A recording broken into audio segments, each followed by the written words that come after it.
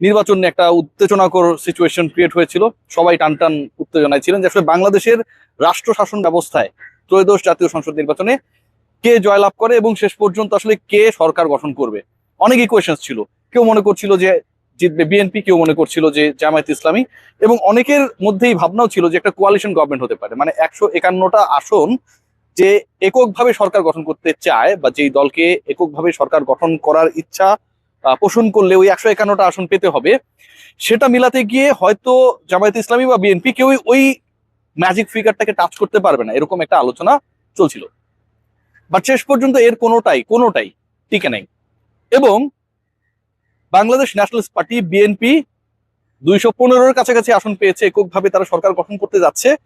এবং এই সরকার গঠনের পরে কয়েকটা গুরুত্বপূর্ণ রিমার্ক আমরা দেখেছি, এবং যেই রিমার্ক গুলো আরো অনেক বেশি এটা এস্টাবলিশ করে। একই সাথে যে ক্রিকেটারকে নিয়ে আলোচনা, ট্যাগলাইনে তার নামটা আপনারা দেখেছেন, তার প্রত্যাবর্তনটাকেও আমার কাছে মনে হয় যে অনেক একটা স্মুথ এন্ড পজিটিভ ওয়েতে রেখে যায়। পঞ্চগড় জেলায় আপনারা দেখেছেন যে বিএনপির যারা নেতৃত্বে রয়েছেন তারা আওয়ামী লীগের অফিসের তালা খুলে দিয়েছে। মানে গত পরশু পর্যন্ত আসলে এটা কেউ চিন্তা করতে পারেনি যে আওয়ামী লীগ যারা করে তাদের রাজনৈতিক কার্যালয়, মানে ওই কার্যালয়ে বৈশা তারা রাজনীতি করে। ভাই, আমরা কিন্তু কেউ রাজনীতি করি না, আমি শুধু রিমার্কটার কথা বলছি, যে ঘটনাটা ঘটেছে সেটার কথা বলছি। সেই রিমার্কটা কি, যে তালা খুলে দিয়েছে, এবং সেখানটা একটা সৌহার্দ্যপূর্ণ অবস্থা দেখা গেছে ভিডিওতে আমরা যতটুকু দেখেছি। তার মানে আওয়ামী লীগের অফিসের তালা যদি ক্ষমতাসীন দলের লিডারশিপে যারা রয়েছে তারা খুলে দেয়, তাহলে বাংলাদেশের সর্বকালের সর্বশ্রেষ্ঠ ক্রিকেটার সাকিব আল হাসান, বুলবুল ভাই বলেছেন।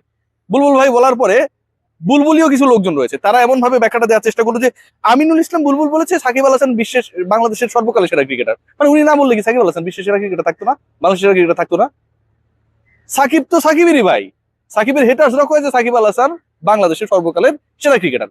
আমিনুল ইসলাম বুলবুল এটা নতুন করে বলার পর এমন একটা ভাব নেওয়ার চেষ্টা করলেন, অনেকটা হামজা চৌধুরীর সাথে তাহাজুদের নামাজ পড়ার মতো, যে সাকিব আল হাসান বাংলাদেশের সর্বকালের সেরা ক্রিকেটার, এবং তার মাধ্যমে প্রথম আমরা জানলাম। এর আগে বাংলাদেশের কেউ এটা জানতো না। এই খবরটা বুলবুল ভাই আইসিসিতে চাকরি করে এসে বিসিবিতে দায়িত্ব নেওয়ার পর আমাদেরকে বললেন। যাই হোক, এই সাকিবকে কেন্দ্র করে কিছুটা অ্যাডভান্টেজ নেওয়ার চেষ্টা বাংলাদেশ ক্রিকেট বোর্ড এই কামটা করার চেষ্টা করেছে। যেমনটা হচ্ছে নারী বিপিএল করবে, মেইন লিগের খবর নাই, প্রিমিয়ার লিগ হবে কিনা সেটার কোনো খবর নাই, ফিক্সারদেরকে সাথে নিয়ে জন্মদিনে কেক কাটে ফিক্সারদেরকে। এই ফিক্সারদের ভয়েস নোট, তাদের কর্মকাণ্ড আমার রিপোর্টে প্রকাশ পায়, তার সাথে বাঙালি জাতির সর্বশ্রেষ্ঠ সন্তান ক্রিকেটে যিনি এসেছেন আমিনুল ইসলাম বুলবুল, তার জন্মদিনে কেক কাটে, তাকে ঢুকতে দেয়। তিনি অডিট কমিটির চেয়ারম্যান, মুখলিসুর রহমান শামীম, বাংলাদেশের ব্যাক করবে কিনা জানি না, ঠিক আছে। সেই ফিক্সারকে নিয়ে হচ্ছে কেক কাটে, এবং সেই কেক পান করে, মানে খায় আর কি, ঠিক আছে। সো তিনি যখন নীতির কথা বলেন তখন সেই কথাটা আমার কাছে আসলে কানে বাজে, যে আসলে তিনি কি বলছেন। তিনি যখন সাকিব আল হাসানকে অ্যানাউন্স করেন বাংলাদেশের সর্বকালের সেরা ক্রিকেটার, তখন আরো বেশি ওই যে হামজা চৌধুরীর সাথে নামাজ পড়ার গল্পটা আমার মনে পড়ে যায়। ভাই, নামাজ পড়ছেন এটা কি মানুষ বলে বেড়ায়? প্রতিদিন বাংলাদেশে অন্তত 10 কোটি মানুষ নামাজ পড়ে, এটা কি বলে? এটা কি বলে যে নামাজ পড়ছি? ফেসবুকে বলে, বর কি বউরে গিয়ে বলে, প্রেমিক প্রেমিকাকে গিয়ে বলে, প্রেমিকা প্রেমিককে গিয়ে বলে? বলে না। আপনি ইবাদত করছেন, এটা between you and your almighty. আপনি যখন এটা বলবেন তার মানে আপনার মধ্যে একটা অন্য কিছু কাজ করে। তো যাই হোক, যে আলোচনায় ছিলাম সেই আলোচনা একটু ফিরে যাই। সেটা হচ্ছে যে রিমার্কের কথা বলছিলাম, রিমার্কের কথা বলতে গিয়ে আমার হুট করে লিলির কথা মনে পড়ে গেল। দুটো একই কোম্পানি, লিলি হুইপশিয়া বডি ওয়াশ 72 ঘন্টা পর্যন্ত আপনার ময়েশ্চার ধরে রাখবে। আপনি ভোটে থাকেন আর ক্রিকেটে থাকেন, জেনে থাকেন না কেন, নো ডাউট অ্যাবাউট, আপনি ঢাকায় থাকেন আর আমার মতো কলম্বোতে থাকেন, আপনার ময়েশ্চার ধরে রাখবে ভাই, আই গ্যারান্টি ইট। সাকিব আল হাসান বাংলাদেশে আসছেন, নো ডাউট অ্যাবাউট ইট। এবং সাকিব আল হাসানকে আনার ক্ষেত্রে এখন রোল কাকে প্লে করতে হবে? অন্তর্বর্তী সরকার 18 তারিখের পরে থাকবে না, আসিফ নজরুল স্যাররা থাকবেন না। তো অন্তর্বর্তীকালীন সরকার যেহেতু 18 তারিখের পরে থাকবে না, নতুন একটা গভর্নমেন্ট আসবে, সেই গভর্নমেন্টে কেউ না কেউ স্পোর্টস মিনিস্টার হবে, ওই মিনিস্ট্রির দায়িত্বে কেউ না কেউ যাবেন।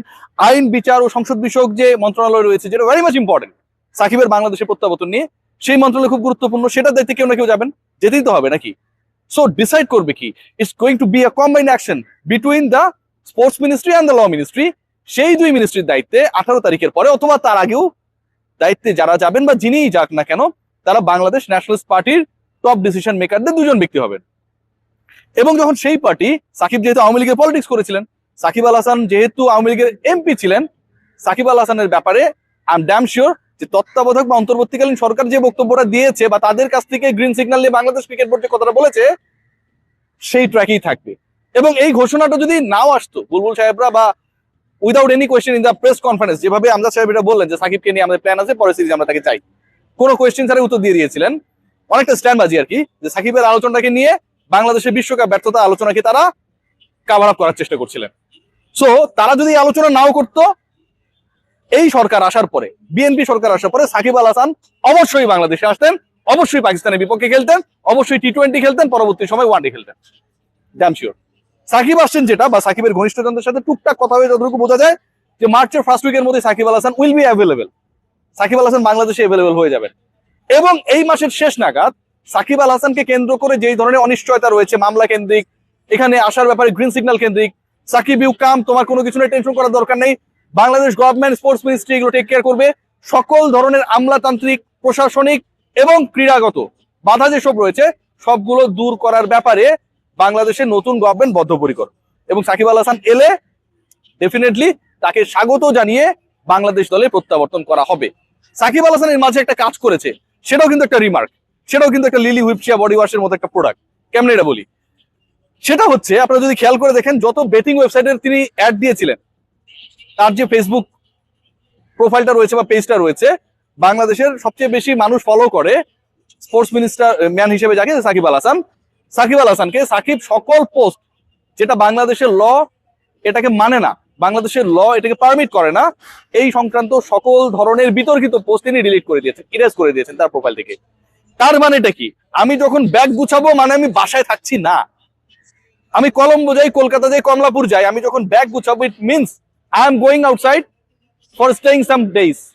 সাকিব আল হাসান যখন ওই ব্যাগ গুছানো কাজটা করেছে, মানে হচ্ছে তিনি তার সকল বিতর্কিত পোস্ট, যেগুলো তার এখানে আসা বাংলাদেশের আইনের সাথে সাংঘর্ষিক কর্মকাণ্ডকে ইন্ডিকেট করে, সেগুলো যখন ডিলিট করে দিয়েছে, it refers, it means, it remark যে Shakib Al Hasan is all set to come to Bangladesh to play for his country again, and this is not going to be his farewell series, তার শেষ সিরিজ হতে যাচ্ছে না। সাকিব অন্তত বাংলাদেশকে, আমার কাছে যেটা মনে হয়, 2027 বিশ্বকাপে সার্ভিস দেবেন, এবং সাকিব আল হাসান 2027 বিশ্বকাপে বাংলাদেশের হয়ে খেলবেন, এটা এনশিওর করা বাংলাদেশের ক্রিকেট বোর্ডের প্রেসিডেন্ট যেই হোক না কেন, আমিনুল ইসলাম বুলবুল বাংলাদেশে আসবে কিনা সেটা নিয়ে অনিশ্চয়তা রয়েছে, বাংলাদেশ স্পোর্টস মিনিস্ট্রি দায়িত্বে যেই থাক না কেন, বাংলাদেশের লিগাল সাইড গুলো যেই দেখুক না কেন, সকলের responsibility to ensure Shakib Al Hasan's presence in the upcoming 2027 world cup, এবং একই সাথে বাংলাদেশ যেসব ম্যাচেস খেলবে, ওয়ানডে সিরিজ খেলবে সেগুলোতে, কারণ বাংলাদেশকে এই সিরিজগুলোতে ভালো না করলে কোয়ালিফাই করতে হবে, কোয়ালিফায়ার খেলতে হবে, এন্ড দেন ওয়ার্ল্ড কাপে কোয়ালিফাই করতে পারবে। তো সাকিব আল হাসানের এটা এনশিওর করাটা অনেক বেশি গুরুত্বপূর্ণ। বাংলাদেশ সরকার, বিসিবি চাইলে অনেক কিছু পারে। রুবেল হোসেনের কেস চলছিল, তাকে শুধুমাত্র ক্যাপ্টেনের ইচ্ছায় দলভুক্ত করা হয়, পরবর্তী সময় রুবেল হোসেন একলা ইংল্যান্ডকে হারিয়ে দেয়। Shakib Al Hasan England, New Zealand, Australia, South Africa, India সবাইকে হারানোর জন্য একাই না। সবাই ভালো থাকবেন।